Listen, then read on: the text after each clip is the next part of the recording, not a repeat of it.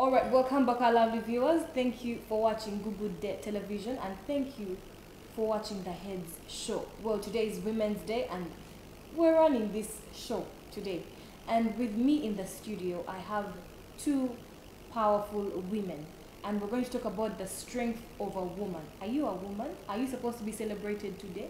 Are you just a little girl? Well, there's a lot we have to learn today, but we are going to start by introducing these ladies and then we'll dive into the discussion. I'll start from my right. You're very welcome. Good morning, viewers. I'm happy to be here. Thank you very much. My name is Hellen Katusiime Atukunda. Yes. Thank you so much. Thank you. Yes, and on my left. Yes, thank you very much. Good morning, viewers. My name is Dora Bampangana. I'm happy to be here celebrating Women's Day. I wish you good viewership. Thank you.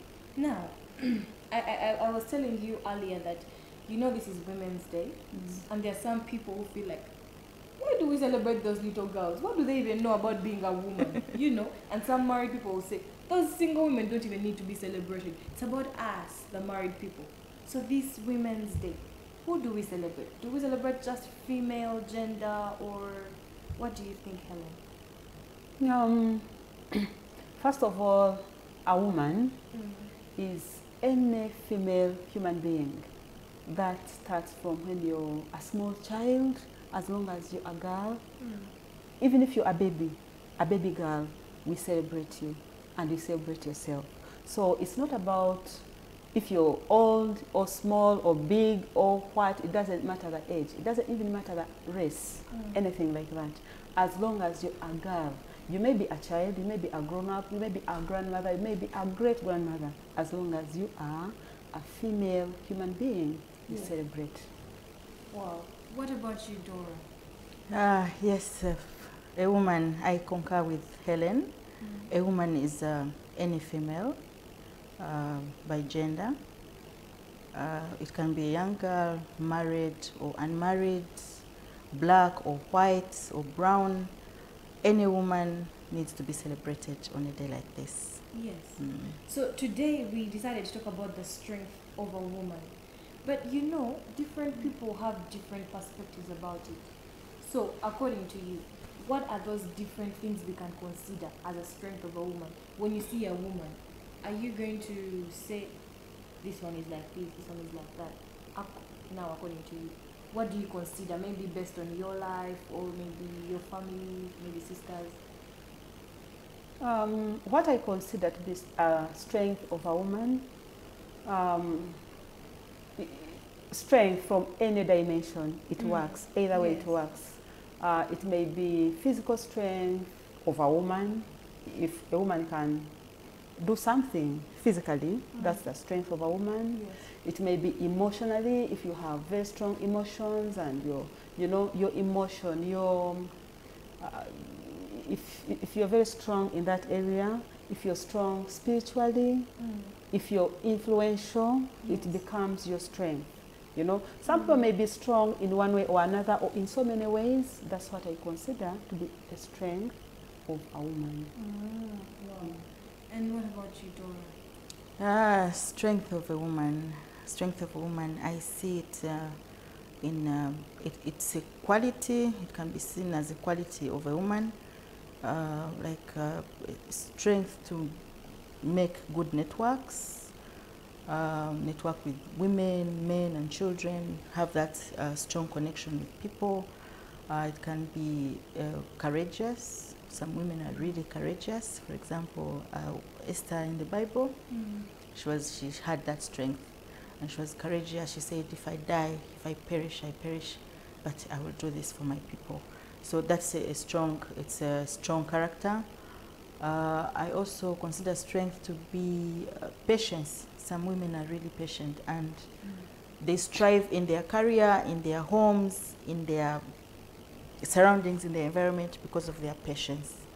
Where someone else may not actually thrive and make it, they do because of their patience. Another strength quality I would look at is some women are spiritually strong, as Helen has just said, and they derive their strength from God. They may appear weak, but spiritually they are strong, and so they are able to accomplish so much, much more than their peers, because of the strength in God. Yes, true. Yes, that's what I can think of right now. Thank you, Dora. Now, you know, when we talk about strength, I realize, now this is my opinion, I realize that different ladies derive their strength from different places, you know. But then it was actually this week, and it was on Wednesday, and we were having a topic of discussion that who is above the other, the man or the woman, you know. And it was a serious debate, because some people were saying, what is woman without a man, you know. And then some people were saying, how are you going to tell a lady who has been raised by a single mother that the man is the one who is, you know. And I've seen women, there's a lady I know where at her workplace they call her a man because she's too hardworking. They said that woman, first she works like a man. Like there's nothing, people saying, but this work is for men only. So the attribute of hard work has been put on the man, and you know. Yes. So now this comes to us. Yeah. Who should be above the other? Are women also allowed to take up different positions? What do you think, Helen? I think depending on where someone is coming from, or how they have been raised to think that way. But for me, I think before God, first of all, I'm a Christian, so I look at human beings as human beings first, you know, before God, created in the image of God. When God was creating, and He created them, male and female, and He created them in His likeness. Before God, we may be different because we are, one is a woman, another one is a man, yes, with those differences. But I think we shouldn't be looked at or treated differently. Of course, we are different. One is a man, they are created to do certain things, and to me, no one is above another in terms of being human beings. However, by our roles, they are different. A man is supposed to fend for his family. A woman is supposed to be, of course, a companion. We are both companions, of course, in the setting of marriage. But I think we are both similar in a way that we are both human beings created in the image of God. But when you go, for example, in marriage, the man is the head, okay? And the woman cannot be the head of a man, just in that perspective. In the marriage setting. In a marriage setting. But in as far as human beings are concerned, when you have a girl child, or if you have a boy child, they are both children. Even if you're raised by a single mother, it's okay because you didn't create yourself, you didn't give birth to yourself. You are a complete human being. We are both complete. We are all complete in the eyes of God. Wow. And you, Dora? Yes. Who is above the other? I believe, depending on the setting, fundamentally, God created us as human beings. And depending on the setting, if it's a setting in marriage, for example, there are guidelines that govern that institution. And so the man is the head, and the woman is a companion in in that marriage relationship. If it is in a setting like a workplace, I believe you have to be equal. You need to have equal opportunities. You need to see yourself as an equal competitor if it's in a workplace, for example. Even when your children at home, they should not be treated like this is a girl, this is a boy. And so if you have a daughter, she must be the one to do this because she's a girl, and this is a boy, no. You should try to give them equal opportunities to education, to love, to, you know, make it an environment that allows the girl to be groomed to her best abilities, Yes. and the boy also groomed to his best abilities. So as they grow and life takes them to different directions, maybe into marriage, then the institution of marriage will govern who is going to be. Yes. Yes, and if you are in a workplace, then the guiding rules of the workplace will, you know, because at the beginning you are all at the same level, but now where you take your paths into life is what will direct what you should become. Yes. It would not be fair for a woman to, because in the home the husband is the head, he's a provider, he's the one who comes with all these ideas, and then in the workplace you carry the same attitude. It would not work for you, because again you'll be like submitting to every man in the workplace, and yet which is wrong. Yes. So you carry yourself, depending on where you are, you carry that mantle. If you're a wife, you carry the wife mantle. If you're a mother, you carry that part. And if you're a working woman, you also carry that part of, I'm a working woman, I have equal opportunities with the man, I must think like, you know how they say you think like a man, so that you know you are at par with the male partners, although you're different. Except that there are qualities that as women we may want to draw out of ourselves, even like in workplaces, even when you want to think like a man, but we have certain qualities in us as women that will actually, they're like our secrets as women. You pull it out. If it's a point of disagreement and you're a woman, you may choose to fight your battle in the background, and you will actually eventually win it, because these are secrets, as I said, they are for us women to explore and tap into. We, as we talked earlier, we have these things of like, we can network well. So you find that in the network world, in the marketing and networking, the women will strive better because they are women, even when they are competing with the men. So even when we are looking at the men in the workplaces, for example, we need to remember that God gave us special qualities as women, as females, that can put us at a good advantage. Yes. So we're talking about the strength of a woman. I consider myself a woman too. Of course, Of course. Okay. So I have my strength. You have your strength too. Yes, but I don't know if you are sharing with us your strength, because I, for one, am a Christian too. My strength comes from God, because there are those moments you feel like I cannot do this anymore. But you know, when you go and pray, you actually realize, oh, when I'm weak, He's my strength. Yes. Yes.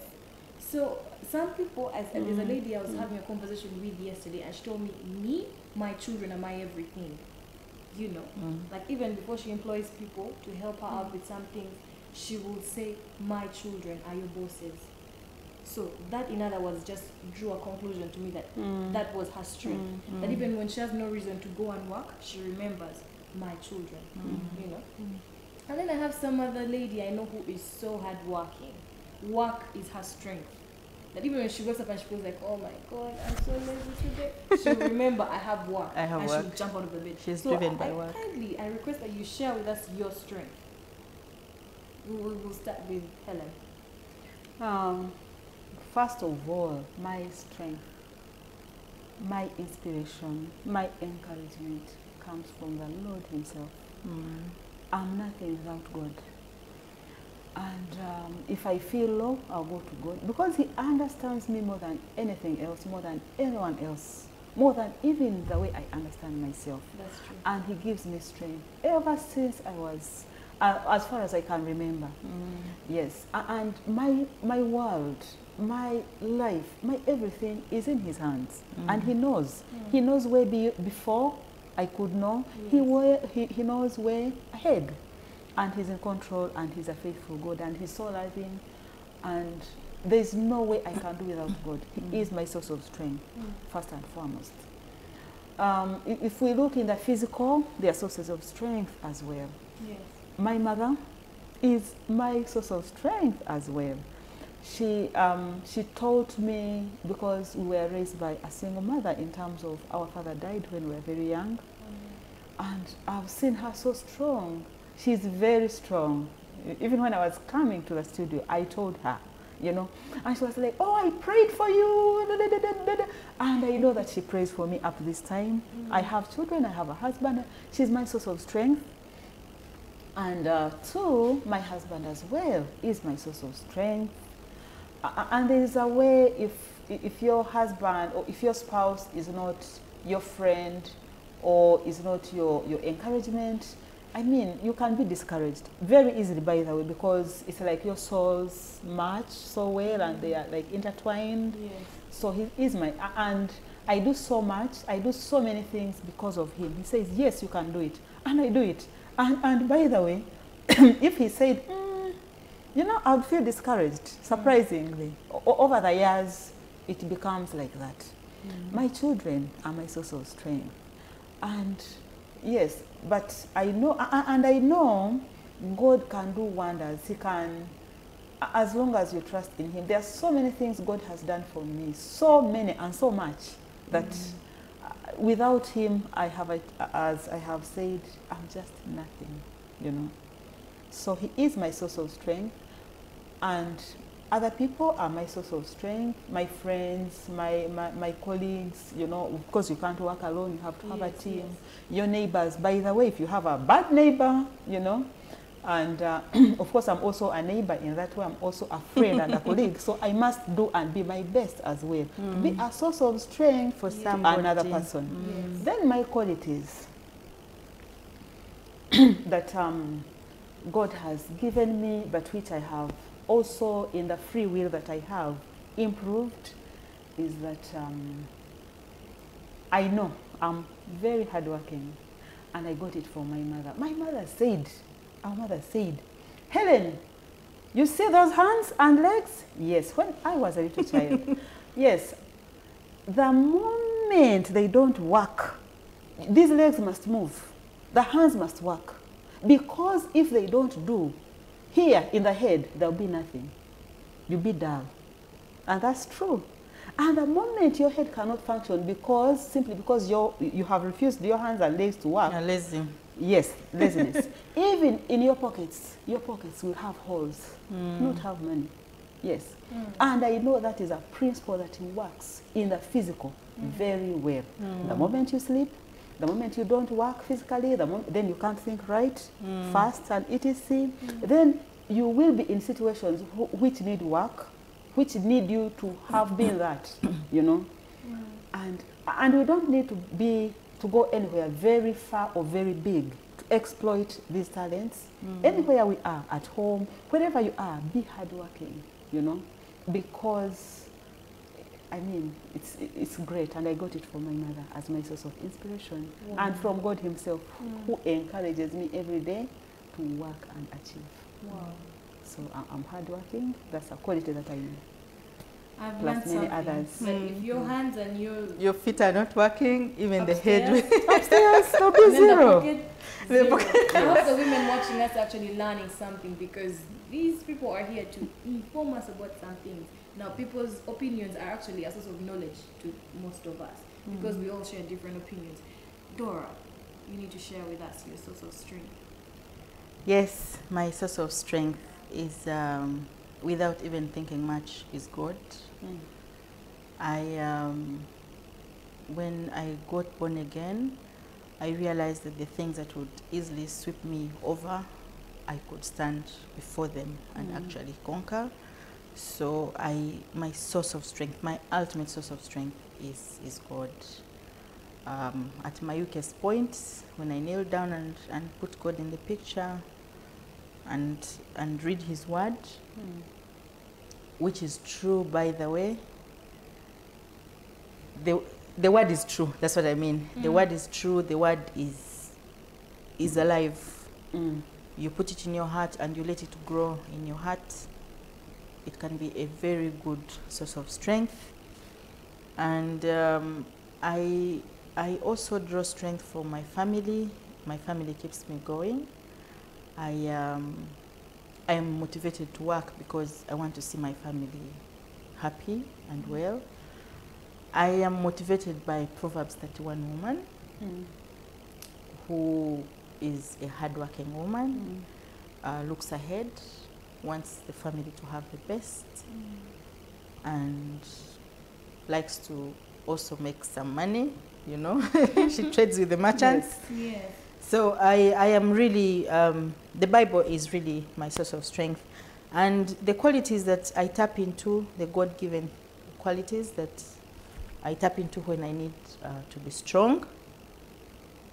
And by the way, when you hear someone saying they're strong, they also have their weakest moments. Yes. They have moments when they really need to, you know, focus and really focus on situations, which I think is common to every woman out there, Yes. young, married, unmarried, working, not working. But the quality I usually tap into is, I think I have a nature that sees good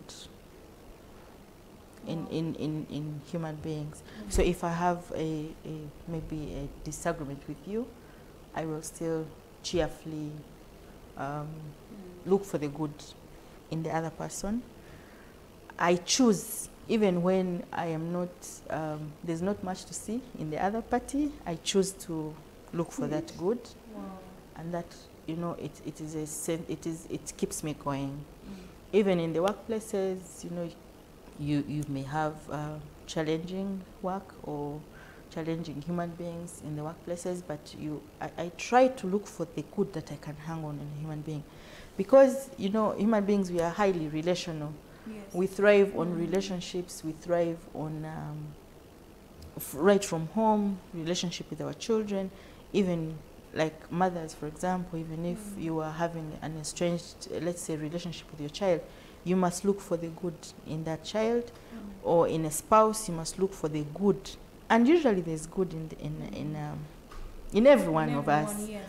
Yes, when God created us, He created us good. There's good in everyone. So you have to have an eye that looks for that good, for that seed, and then you can, you know, step on it to be on the other side of the challenge. Wow.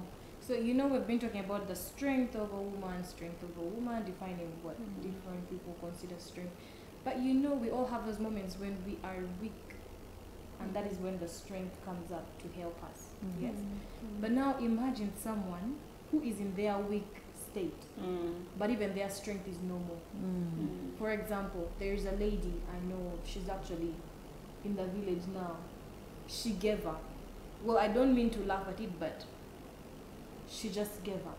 Her strength used to be her husband, and then she just wakes up one day and gets information that the husband actually had someone else. You can imagine someone you consider your everything, you know. She did not have children because some people consider children as their strength. You know, they hold on to the children because they know, now these are my little, you know. And the gentleman, the gentleman just walked up to the lady and told her, you know what? It's over. It's over. And she's thinking, I live for this, you know, this is my strength. And all of a sudden, she just cannot focus at work. She lost her job. I mean, all the sources of strength that we've been talking about, she's losing on each and everything. She has no child, her husband is gone, her job is over, you know. And you know you cannot stay in a house doing it. Obviously, one of you will be either... Oh, the woman was brought into her... Yes. Oh, they brought her in. Yes. That is, and now this terrible. lady had to start cooking for them, cleaning for them, you know. And then she felt, no, I can't do this, you know, because she would feel like each and every day she was dying of sorrow. Her strength was gone. And then she just went to the village. But I mean, we're here to encourage people, not to tell them that when things like this happen, you run to the village, you know. So what does someone do?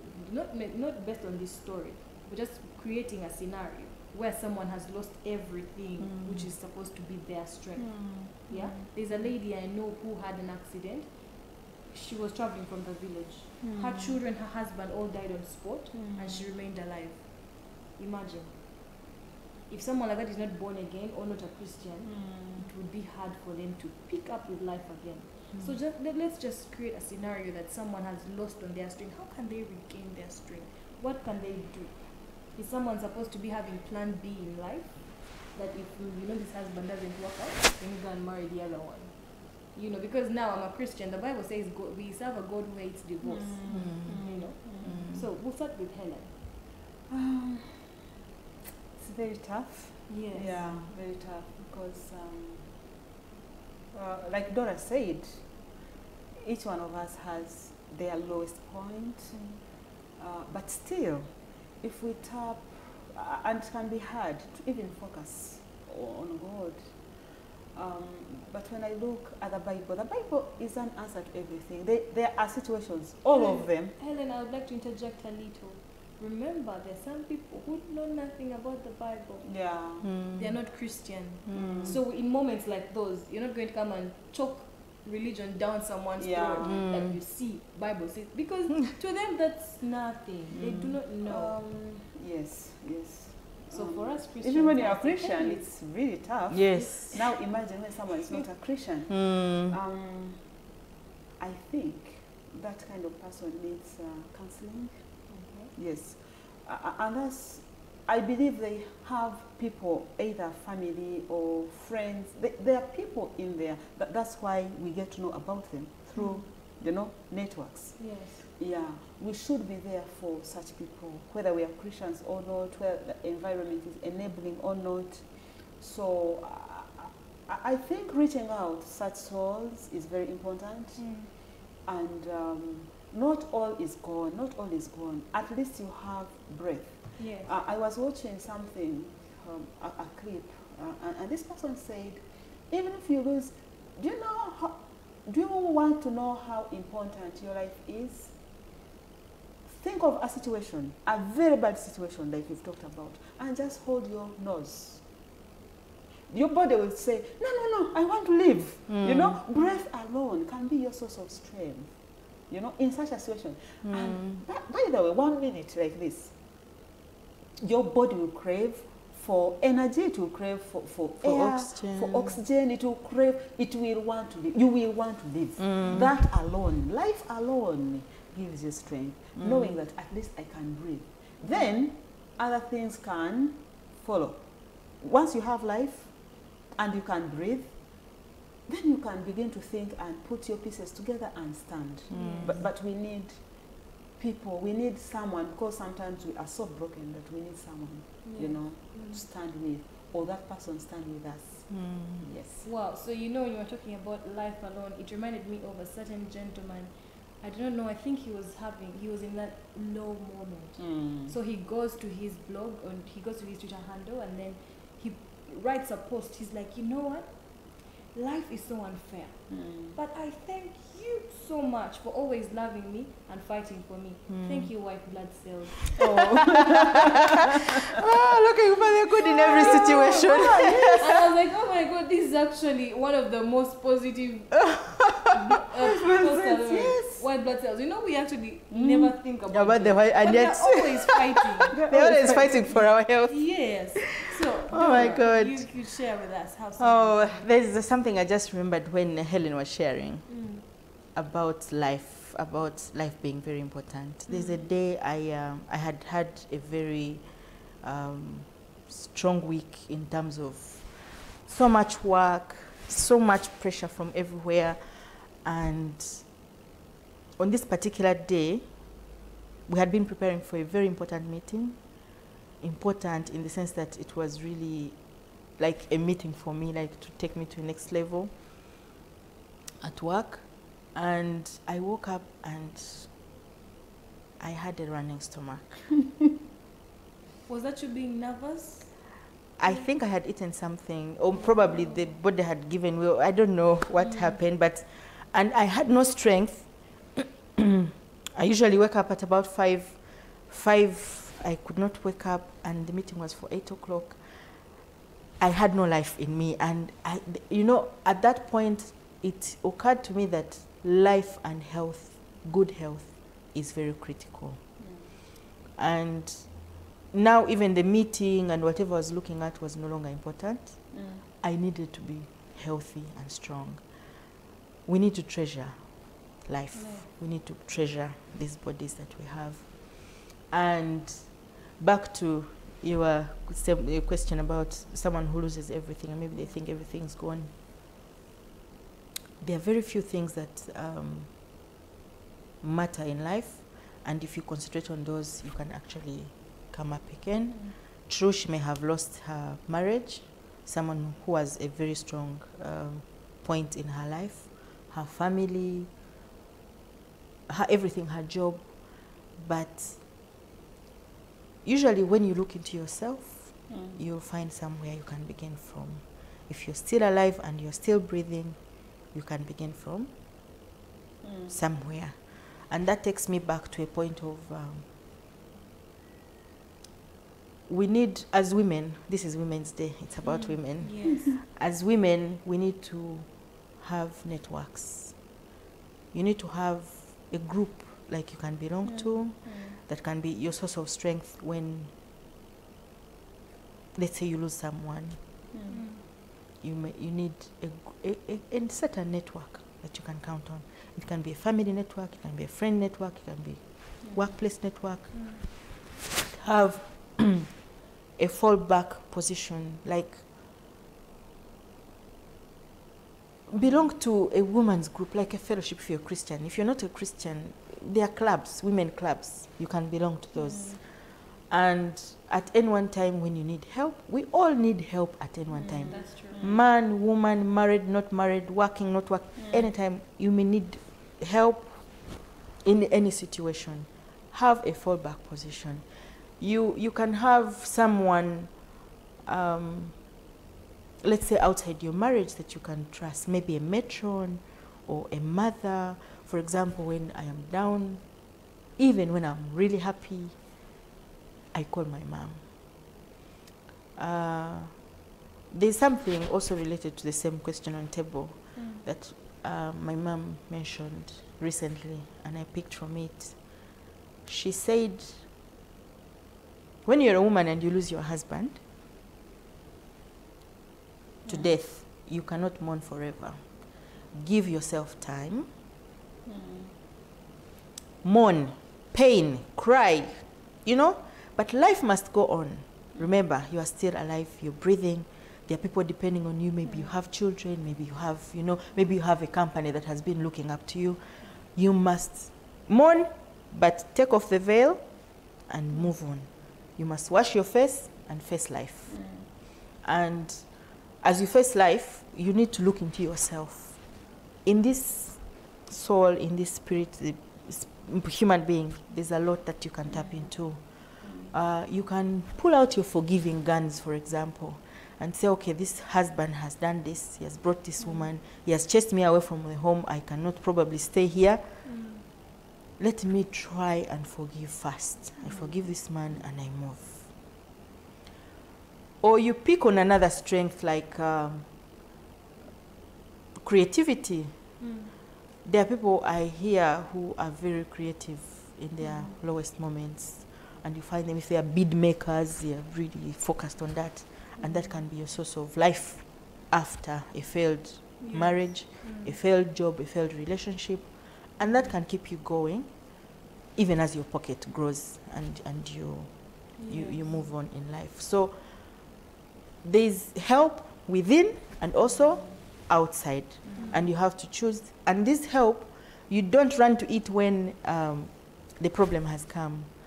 Even when you're okay, you must create this environment around you that you know what, if this job has been my source of life, if I happen to lose it, where can I look? Plan B. Yes, plan B.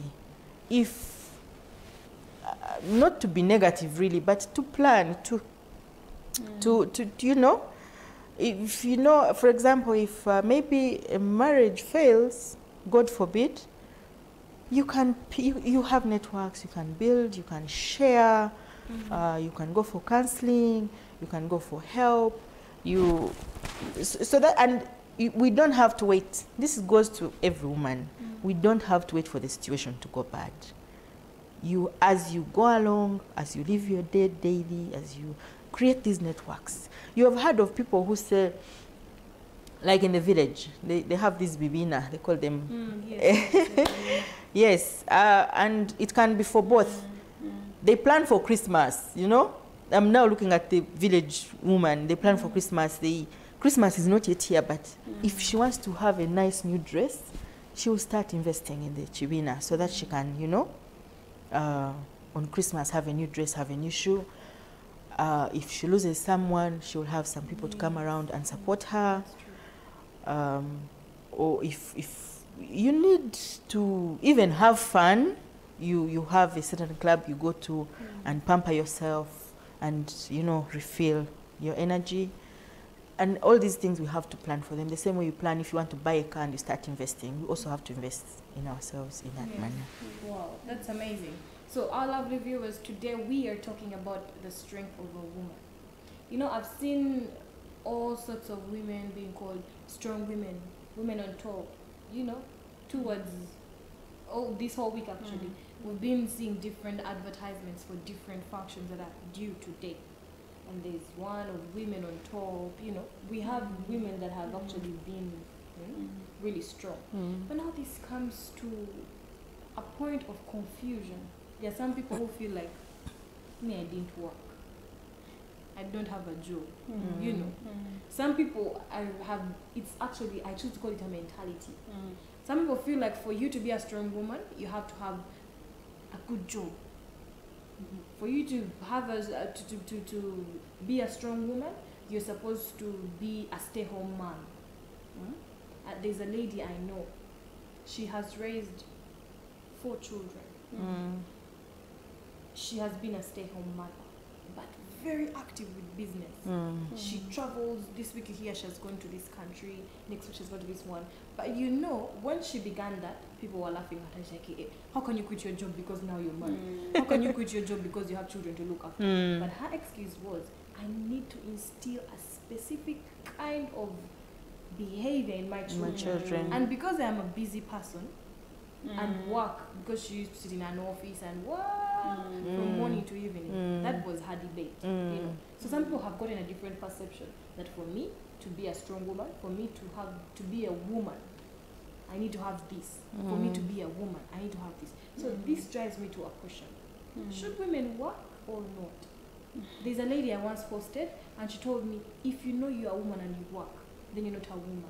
She's a stay-home mother. She's a housewife. So she said, women aren't supposed to work.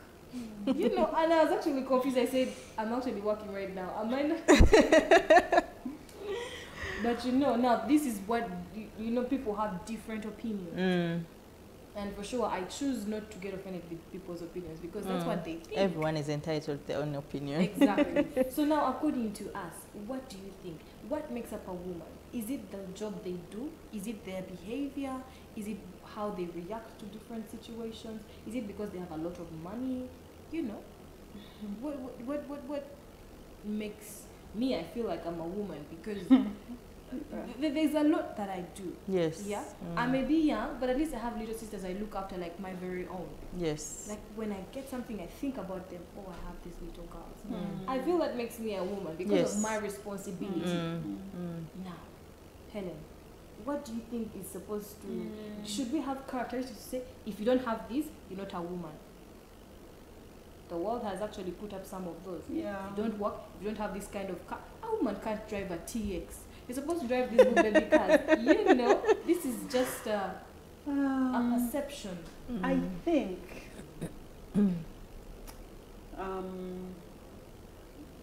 wherever we are, whatever we do, as long as we are our best, executing our roles as women and as human beings, I mean, we can be great wherever we are. I mean, that depends again. If someone decides, myself for example, I'm a teacher by profession and I've taught, I taught 15 years in secondary school and other institutions. I retired early. When I was doing that, I believe I was a full woman. The way you see me now, I did my best. I believe I did my best at home and at work. What was I? A woman. A woman. Yes. At some point, I retired, and I have more where I can say God has really allowed me to have time with my family and with my children because of the kind of work I was doing and I still do. But even if I was in a full-time employment, I would find ways of being a mother in the best way I can be, and of being a wife, and of being a daughter, and of being a sister, and of being, you know. So work or no work, and first of all, there's nothing like no work. Even if you're a stay-home mom, that's your work. And actually, we shouldn't say when someone asks, what do you do? And you say, I'm doing nothing. No, you are a household. There's so much when you're at home. You do, yes, raising children and house chores and things like that. So wherever we are women. We are women. We are full, you know. We can still raise our children. We can raise people whom, children of people we don't even give birth to, like siblings and other people that God has put in our responsibility. Yes. So to me, whether you're a full-time mom or a full-time job doer, you are still a woman. Just like you are still a man. A man can decide to stay home, for example. Will that make them less of a human being or less of a man? No. You know, depending on our situations. As long as where we are, we're making a difference and can do our best. Yes. Wow. And you can't say you are going to do one thing, that you're going to do the job only. You can't say you want to only raise children. They need to eat as well. Yes, you can be there, teach them values, teach them hard work, yes, but you must also earn in a way, you know. Wow. And Dora, do we have to follow specific qualities to make a woman, or everyone in their unique way can be a woman? A woman is a woman. Wherever they are, whether they are in a workplace or at home raising children, as long as you know as a woman you're doing your best in that position, that is what really matters. I have seen, I am working and I'm a mother, but at some points in my life I'm like, oh God, I wish I could just stay home with my children and I raise them, you know? Yes. And I love my job, I love work. I am, inspired by work and everything, but at some point I'm like, oh God, I wish I could stay home and, be with my children. Now that's the woman, like the other side of my woman speaking.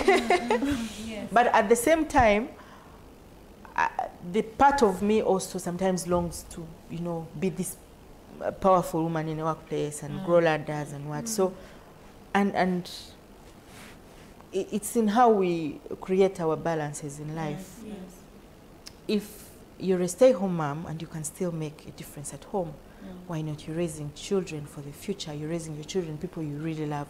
You're looking after your husband, someone you really care about. And you can, I have seen women who stay home and write books, for example, and they make a difference in that line. They start home businesses. Someone starts with a small soap business at home and now they have an empire. So being at home does not mean that you should feel less important, or because you're in a workplace and you're really moving ladders, it should make you feel really more important than the other woman. What makes a difference is, what are you doing in the environment where you are?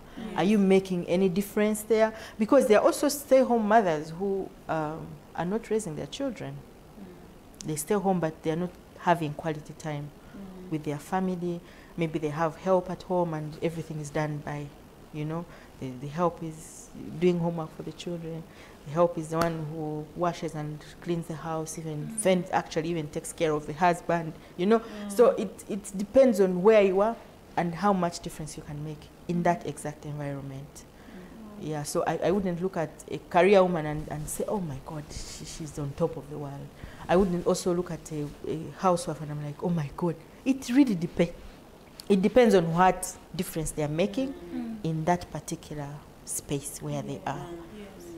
Thank you. But now it's so sad that actually our time is fast spent and we're supposed to close this segment. But before we close, there's something I just cannot forget. When you were giving an example, people who stay home, they even write books. I remembered Hellen wrote a book.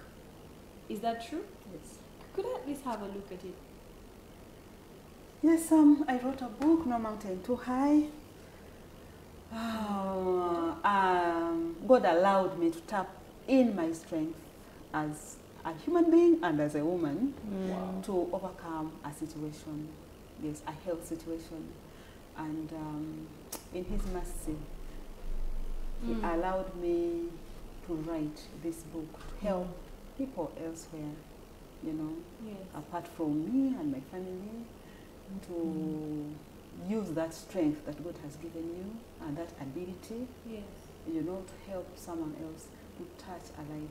And that's how I wrote this book, No Mountain Too High. Wow, this book is amazing. It's entitled No Mountain Too High. I'm really in need of details of this book.